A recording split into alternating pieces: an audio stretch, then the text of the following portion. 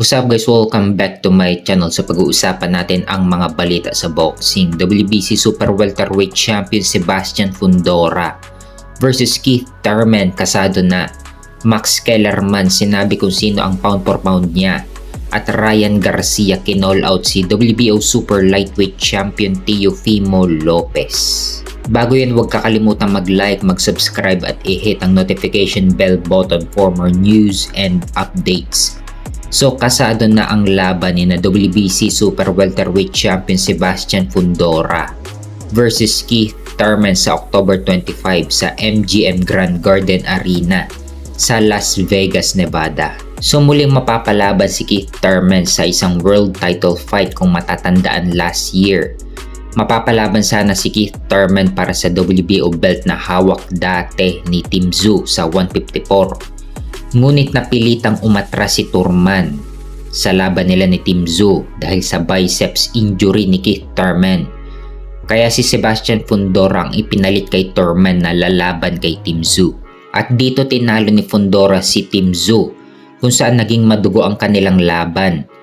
Dito tinalo ni Fundora si Tim Tszyu via split decision at naging unified WBC at WBO Super Welterweight Champion si Sebastian Fundora. From 2022, muling nagbalik si Thurman ngayong taon kung saan panalo siya sa huling laban niya kay Brock Jarvis via TKO sa round 3. At ngayon muling mapapalaban si Keith Thurman sa isang world title fight laban kay WBC Super Welterweight Champion Sebastian Fundora.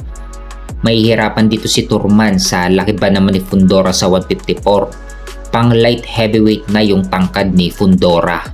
Kung sa super welterweight masyado nang malaki si Fundora, paano pa kaya si Keith Thurman na galing welterweight at bagong salta dito sa super welterweight? Ang pag-asa ni Thurman dito, dapat targetin ni Thurman yung katawan ni Fundora. Sa payat ba naman ang katawan ni Fundora kahit na matangkad siya? Kung mahina ang katawan niya sa mga body shots, bibigay at bibigay yan.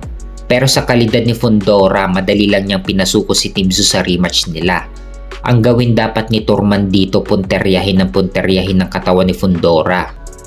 Yun ang hindi nagawa ni Tim Tszyu, nakafocus lang kasi si Tim Tszyu sa mukha. Kaya nahirapan siya kay Fundora. Idagdag mo pa na matangkad si Fundora at mahaba ang reach advantage niya. Talagang mahihirapan makatama dito si Tim Tszyu. Kaya ang game plan dapat ni Thurman dito, puro katawan dapat ang punteryahin niya.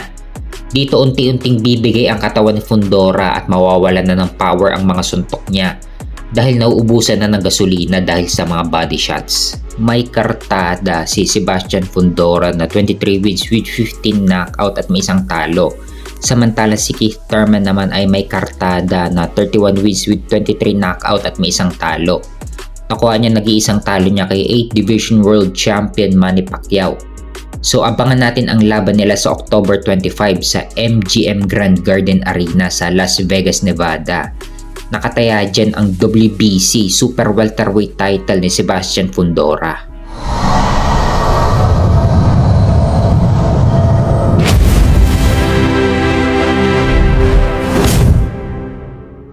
Sa kabilang banda naman, Ryan Garcia kinall out na si WBO Super Lightweight Champion Teofimo Lopez. Binunyag ni Ryan Garcia sa interview na minessage na niya si Teofimo Lopez at sinabi niya na let's run it. Aware naman daw si Ryan Garcia tungkol sa pag-uusap ni na Teofimo Lopez at Shakur Stevenson na gusto nilang makalaban ng isa't isa. Ngunit wala daw pakialam si Ryan Garcia. Mas exciting pa daw ang magiging laban niya kay Teofimo Lopez kumpara sa magiging laban ni Teofimo Lopez kay Shakur Stevenson. Well, may point itong si Ryan Garcia, mas exciting pa ang magiging laban niya kay Teofimo Lopez kumpara kay Shakur Stevenson. Boring fighter kasi itong si Shakur Stevenson, tatakbuhan ka lang hanggang sa matapos ang laban at dadaanin ka lang sa puntos. Hindi katulad ni Ryan Garcia na may knockout power at talagang bakbakan talaga ang labanan. Pero itong huling laban ni Ryan Garcia kay Rolly Romero, ito ang pinaka-boring na performance ni Ryan Garcia, kung saan pa isa-isa lang ang naging suntok ni Ryan Garcia kay Rolly Romero. Hindi katulad nung laban niya kay Devin Haney na napakahusay ng performance ni Ryan Garcia. Epekto kasi ito ng isang taong pagkakasuspindido ni Ryan Garcia at 1 year din siyang nabakante. Matapos mag-positive si Ryan Garcia sa PEDS nung laban niya kay Devin Haney. Kaya nung laban ni Ryan Garcia kay Rolly Romero, ibang Ryan Garcia ang nakita natin. Malayong malayo nung lumaban siya kay Devin Haney.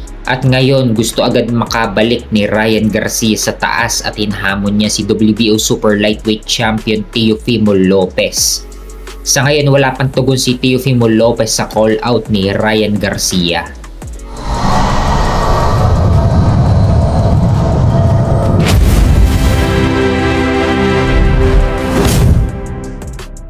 Sa kabilang banda naman, kilalang veteran analyst at commentator na si Max Kellerman. Sinabing si Terence Crawford ang number 1 pound for pound fighter niya. Sinabi ni Max Kellerman sa isang analyst na mas pinipili niya si Terence Crawford na mas above pa kay undisputed heavyweight champion Alexander Usyk at kay undisputed super bantamweight champion Naoya Inoue. Dahil daw sa tingin niya na mas mahusay na boxer itong si Crawford kumpara kila Usyk at Inoue. Napahanga daw si Max Kellerman sa pagkapanalo ni Crawford kay Madrimov, kahit na marami daw ang nagsasabi na binigay na lang daw ng mga judges ang panalo kay Crawford. Ayon pa kay Max Kellerman na hindi ito tungkol sa pagiging makataruan kung sino ang dapat maging number 1 pound for pound, kundi sa pagiging mahusay sa lahat ng bagay.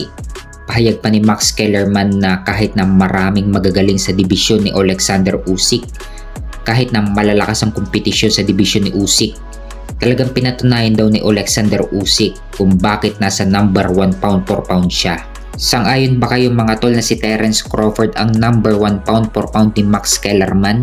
Or sino ba talaga para sa inyong mga tol na sa tingin nyo ang dapat na maging number 1 pound for pound fighter ngayon?